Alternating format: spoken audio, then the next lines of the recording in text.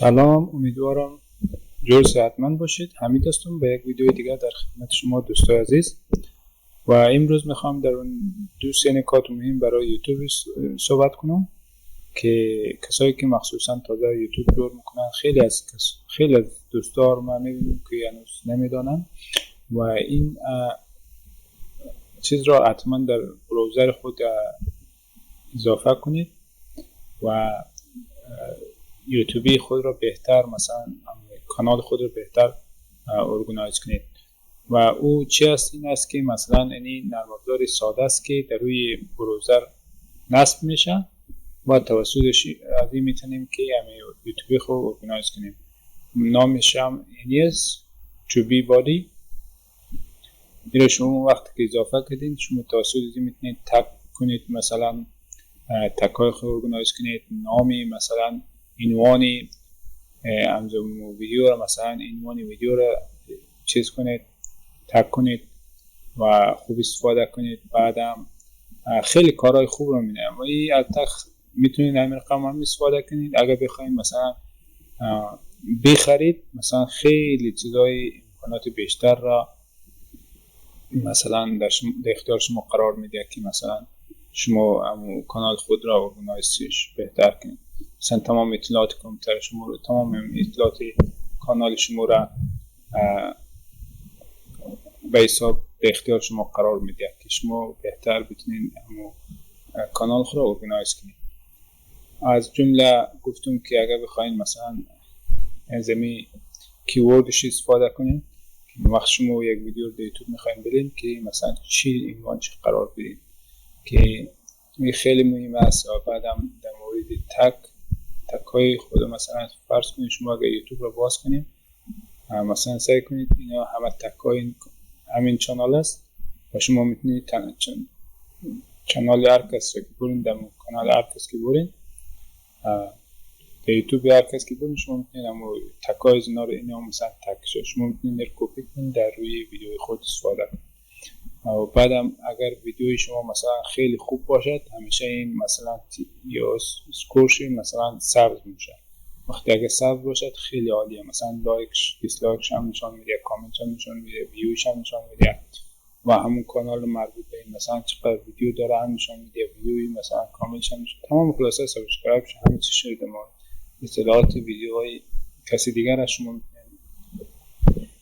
ببینید که توسط میتونید به اون شکل مثلا ویدیو خود یوتیوبی خود ارگانایز کنید. و به نظر من خیلی یک چیزی خیلی از دوستان میدانن، مطمئنم، ولی خیلی کسایی که نمیدانن امیدوارم که اینو نصب کنن. و طریقه نصبش هم خیلی ساده. وقتی شما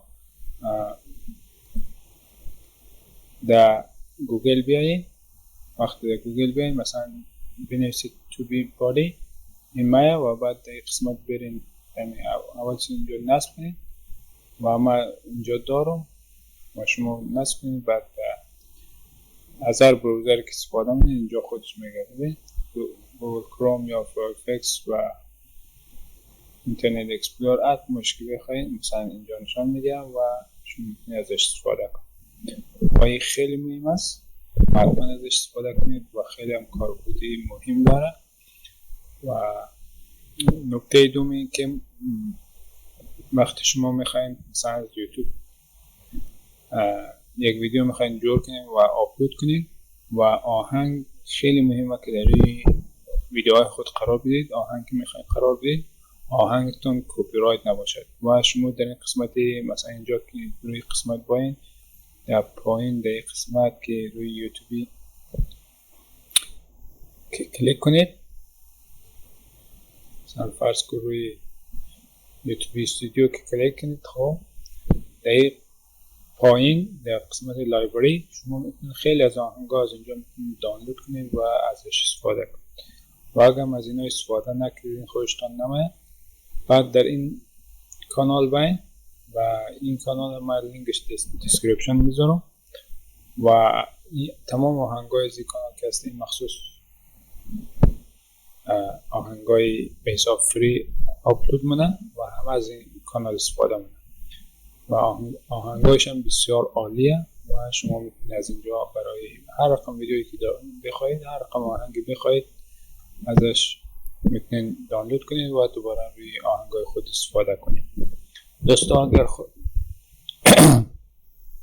من هفته یک ویدیو جدید آماده میکنم و کوشش میکنم از این پس ویدیوهای آموزشی در مورد پرمیر هم استفاده جور کنم و همراه شما شریک سازم. امیدوارم که خوشتون باید و هر سوالی داشته باشید من در خدمت هستم و انشاءالله که بتونیم